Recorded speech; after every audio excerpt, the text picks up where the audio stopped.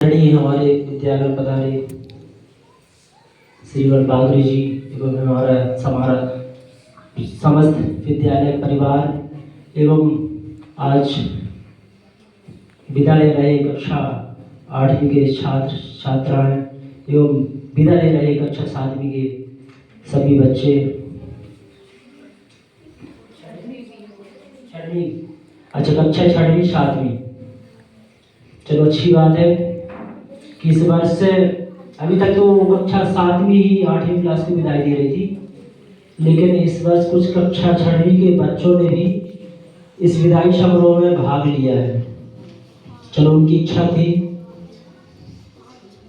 तो हम विद्यालय रहे कक्षा 8वीं के सभी छात्र छात्राओं से यही अनुरोध करेंगे कि वो अपने जीवन पथ पर हमेशा तरक्की करते रहे, अपने परिवार का, अपने गांव का, विद्यालय का नाम रोशन करते रहे।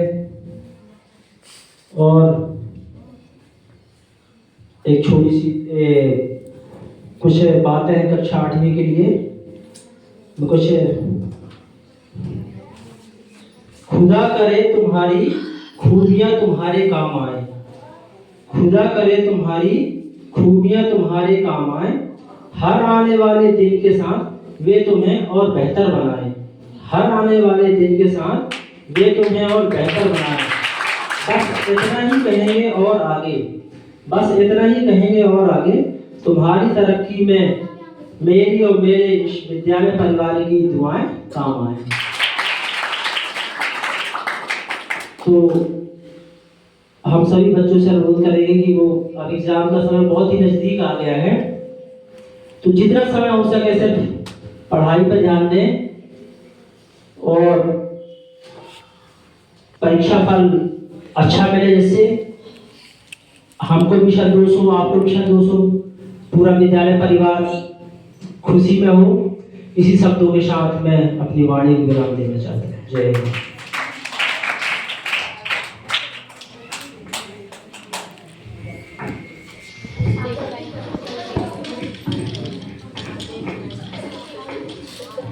जैसे कि सर ने कुछ पंक्तियों के माध्यम से अपनी भावनाएं आप बच्चों तक पहुंचाई,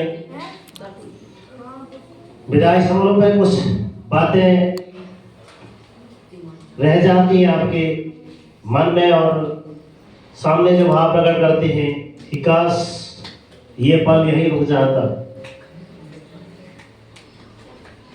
आपके साथ बिताया हर एक लम्हा यादगार, आपके साथ बिताया हर एक लम्हा यादगार, जो भी पल गुजारे आपके साथ वो सब बीते शानदार। आपकी हर एक याद को ताउम्र संजो कर रखेंगे, आपकी हर एक यादों को ताउम्र संजो कर रखेंगे हम। याद जब भी आएगी आंखें तो हो जाएंगी नम। तो इसी कार्यक्रम की अगली सुमंगल बेला पर मैं चंद्रकला मैम जी को सादर आमंत्रित करना चाहूँगा कि अपने भाव बच्चों के बीच व्यक्त करें।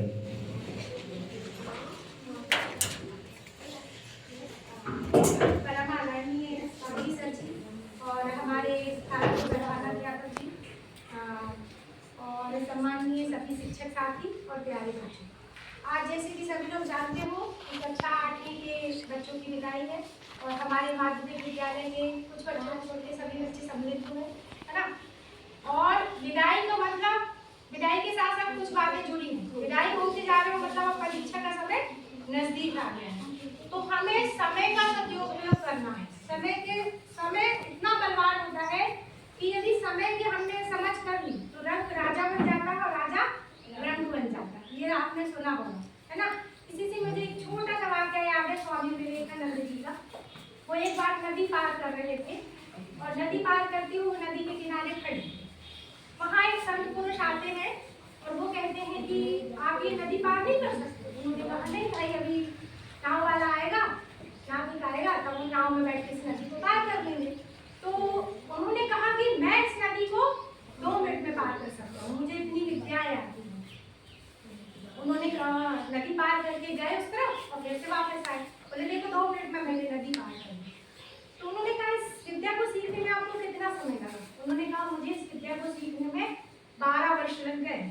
इतने में नाव आती है और वो दोनों नाव में बैठते हैं, स्वामी विवेकानंद जी और संत पुरुष। वो 5-5 रुपए देते हैं स्वामी विवेकानंद जी, और उन्होंने कहा कि आप मेरे से एक क्वेश्चन और किए थे कि प्रश्न किया था उन्होंने कि आप इतने फेमस क्यों? तो इसका उत्तर मैं अब आपको देता हूँ कि मैं इतना प्रसिद्ध इसलिए हूँ कि जिस विद्या को सीखने में आपने 12 वर्ष गंवा दिए, उस विद्या के लिए सिर्फ 5 रुपए लगे हैं, और मैंने उसमें समय नहीं गंवाया, मैंने इस समय को जन कल्याण में लगाया है, इसीलिए मैं इतना प्रसिद्ध हूँ। तो मेरा कहने का मतलब ये है कि हम कुछ विद्याएं तो सीखते हैं, पढ़ते लिखते हैं, लेकिन समय का सदुपयोग बहुत जरूरी है। आप यदि समय को समझोगे और अपने इस समय का महत्व समझोगे, क्योंकि ये जीवन दोबारा लौट के नहीं आता। अभी बचपन में आप बड़े हो जाओगे, इतनी सारी जवाबदारियां आ जाएंगी कि फिर ये समय लौट के नहीं आएगा, और आपको यदि कुछ बनना है तो यही समय है आपका, है ना? यदि इस समय को समझ लिए तो आगे जीवन में अपने लक्ष्य को पा जाओगे, वरना अपने लक्ष्य को पाने में विफल हो जाओगे, उसको पा नहीं पाओगे। तो हमारी सफलता समय को समझ के पढ़ने लिखने में है, और आप लोग बिल्कुल समय मत गंवाइए, बहुत अच्छे से पढ़िए। और जैसे कि हर साल अपने यहाँ का रिजल्ट बहुत अच्छा आता है, मैं तो चाहती इस बार और अच्छा है ना? जैसे इस बार अभी कर्ण और प्रगति अपने यहाँ से ओलंपियाड से जिले लेवल में MP में सेलेक्ट हुए हैं, मतलब तो हम चाहते हैं कि इस बार हमारे बच्चे भी आरती के बहुत अच्छा रिजल्ट बनाए और टॉप करेंगे, ठीक है? इतना ढेर सारा आशीर्वाद मेरा। और एक बात और कहूँगी कि आप जब वहाँ परीक्षा देने जाओ तो वहाँ बहुत व्यवस्थित रहें, मतलब इस टाइप की हरकतें ना करो कि वहाँ पे लोग कहें कि आपके स्कूल के बच्चे बहुत ही हैं, है ना? आप अच्छे से जाइए, शालीनता पेश करिए, क्योंकि हमारे संस्कार हमारी शालीनता में दिखते हैं। हम जैसा दिखेंगे तो पढ़ने लिखने के अलावा हमें संस्कार भी होना बहुत आवश्यक है ना? तो मेरा बहुत सारा आशीर्वाद, आप लोग बहुत आगे बढ़ो, अपने जीवन के लक्ष्यों को पाओ और हमेशा खुशी हो।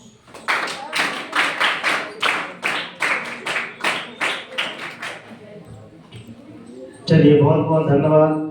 मैम जी ने एक बात कही थी कि यहाँ से जब जाना है वहाँ पेपर देने पे, तो यहाँ पे मतलब जानते हो किस बात की ओर इंगित किए हैं? जो आगे जाते हैं वहाँ पे जब चेकिंग वगैरह होती है ना, तब की बात है। तो वहाँ पे हमको बड़ी शालीनता दिखाना है कि हम इस विद्यालय के बच्चे हैं। पुर्जी वगैरह नहीं लेके जाना, नहीं बाद में एक कलंक लग जाएगा। कलंक जो रहता है काजल से भी काला माना गया है। तो आगे विदाई समारोह में 2 पंक्तियां और हैं। खुशियों के साथ साथ गम भी लाई, खुशियों के साथ साथ गम भी लाई, आई आई देखो विदाई की घड़ी आई। पूरी हो जाए आपकी हर अभिलाषा, पूरी हो जाए आपकी हर अभिलाषा, सबकी जुबान पर ये दुआ बन के आई, देखो ये विदाई की घड़ी आई। तो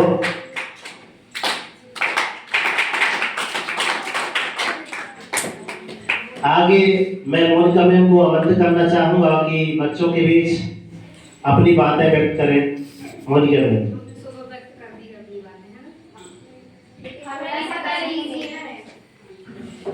एक बार सभी के सामने। आदरणीय श्री बागरी सर जी और हमारे समस्त स्टाफ, मैं इनका नाम तो नहीं ले सकती, और बागरी सर को तो बागरी सर ही बोलती हूँ, और मैं बहुत छोटी हूँ इसलिए मैं किसी का नाम नहीं लेना चाहूँगी, इसलिए मैं सबको बोलती हूँ समस्त स्टाफ हमारा। मैं आप लोगों को बस इतना ही बोलूँगी, एक शायरी के तौर पर ले लीजिए, हमारे दिल से निकली हुई बातें ले लीजिए कि बुरे अच्छे के साथ अच्छे बनो, लेकिन बुरे के साथ बुरा नहीं बनना है हमें, है ना? उसी पर एक उदाहरण है कि हीरा से हीरा तराशा जा सकता है, लेकिन कीचड़ से कीचड़ साफ नहीं किया जा सकता। इसीलिए हमें अच्छे के साथ अच्छा तो बनना है, लेकिन बुरे के साथ बुरा नहीं। किसी ने हमारा बुरा किया है तो वो उसका कर्म है, लेकिन यदि हम भी उसी के साथ बुरा करेंगे तो वो तो हमारा कर्म है। इसलिए हमें बुरा नहीं करना है, हमें सिर्फ अच्छा ही करना है। और किसी का कभी कोई हमारी वजह से दुखी ना हो। हम दुखी हो जाए चलेगा, लेकिन कोई हमारी वजह से कभी भी उदास ना हो। इसीलिए हमें हीरा बनना है, कीचड़ नहीं। समझ में आया?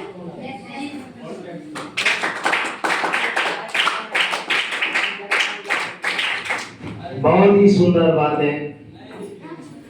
और आगे कुछ बच्चों से भी है कि चांदनी आप लोग भी कुछ बातें रखें तो ज्यादा अच्छा रहे। चलिए, तो मैं कुछ शेर शायरी लेकर आया हूँ, सुनिएगा ध्यान से। विदाई का ये दिन है, विदाई का ये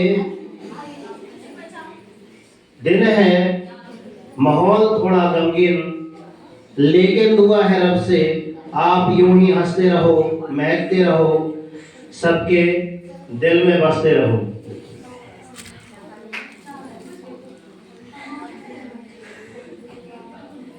लास्ट में गीत है, विदाई गीत के